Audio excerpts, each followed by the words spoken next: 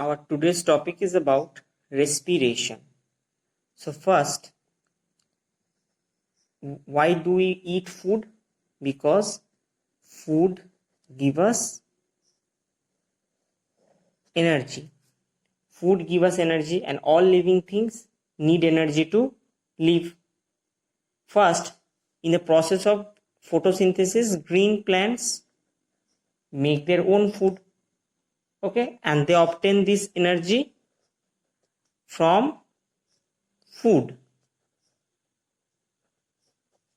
Green plants make their food through photosynthesis and they obtain energy from the food.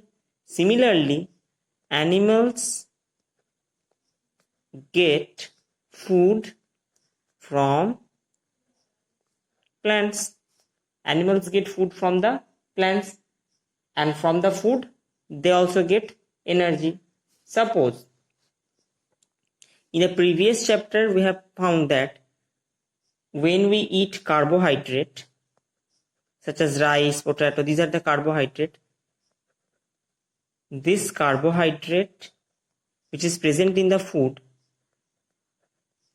during digestion it is converted into the glucose. So carbohydrate which is present in food, during the digestion process it is converted into glucose.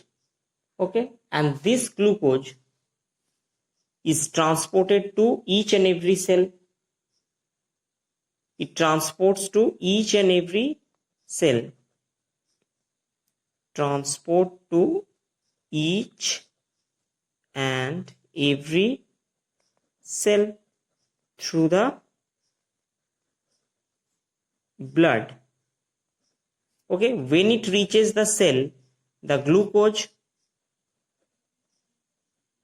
in the presence of oxygen that we need converted into carbon dioxide and energy. This energy helps us to do several kinds of work, and carbon dioxide is releases out from the body. So oxygen is needed. So body obtains energy from glucose, because in the presence of oxygen gas, glucose is converted into carbon dioxide and produces energy. So actually this is the process is called respiration. Okay, this is called respiration. Actually this respiration having some steps. The steps of respiration, number one is the breathing. Number two is the gas exchange. And the number three is the cellular respiration.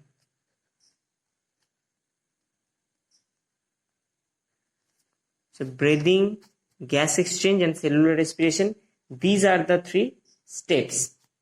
First is the breathing. What is breathing? Actually breathing involves two steps. Okay, first is the inhalation and second one is the exhalation. What is inhalation? Inhalation means, here it is written in. Inhalation means air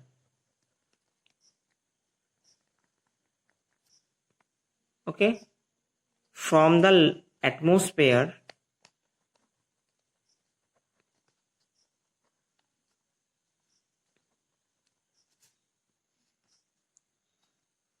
drawn into the or enter into the lungs. Air from the atmosphere enter into the lungs. This is called inhalation, means breathing. And exhalation means air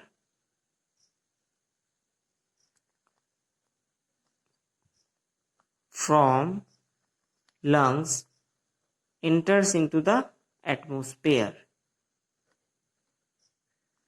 So inhalation means air from the atmosphere enters into the lungs, and exhalation means from the lungs air releases into the atmosphere. This is the inspiration or inhalation, expiration or the exhalation. Breathe in, breathe out. Air enters into the lungs from the atmosphere. Exhalation means from the lungs, airs go back to the atmosphere. Clear? Now, this breathing is actually a involuntary action. Why it is called involuntary action? Because breathing is controlled by brain. It is controlled by brain. Means the breathing process is controlled by brain. That's why it is called involuntary action. Clear? Now the term is breathing rate. What is breathing rate? Breathing rate means a normal person how many times breathes in a minute. Means number of breath per minute. Okay, number of breath takes places within a minute. Actually, in a normal person, it is about 14 to 16 times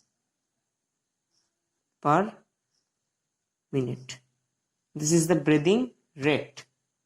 But suppose when after running or after working or after doing anything, the breathing rate may increase to over 60 times per minute. This increases into 60 times per minute. But it occurs generally immediately after running or doing exercise. When we are in excited state, then our breathing rate will increase automatically. Clear? In our rib cage, we have two lungs. Okay, in the lower portion of the lungs, there is somewhat bent or curved muscle is present. The name of the muscle is called diaphragm muscle. This is the normal condition. But when this diaphragm muscle contracts, okay, suppose this is the lungs, this one. When it becomes contracts, it is in the resting position or in the normal, it's present in this position, but when it contracts, it between straight. Means it contracts. When the diaphragm become contracts, here some space is generated. No? What will happen? These lungs now increase in size or in volume. Okay? The lungs become, means the chest cavity. Chest cavity means the chest cavity increases. Lungs become increased. What will happen then? Air enters into the lungs. When air enters into the lung, it becomes flattened or rises. Okay.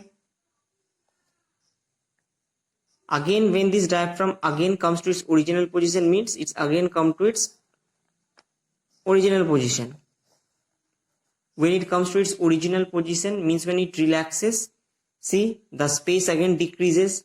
It is straight in contraction during the contraction, but at the time of relaxation, it becomes curved again. Means this spaces automatically disappear and the lungs again come to its original position or original volume. Because when this diaphragm comes to its original position, means in this position, it creates a pressure and lungs again come to its original volume, and from the lungs air comes out.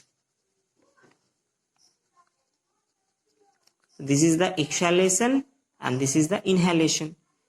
Once again I repeat, when diaphragm is normal, it's in curved state. When it contracts, becomes straight, the space is generated, the lungs become increase in volume. Okay, and from the atmosphere air directly enters into the lung. This is inspiration. Similarly, when this diaphragm again comes to its original position, means in the curved position, it creates a pressure on the lungs. Size of the lungs become decreases, and from the lungs air enters into the atmosphere. This is called exhalation. Clear?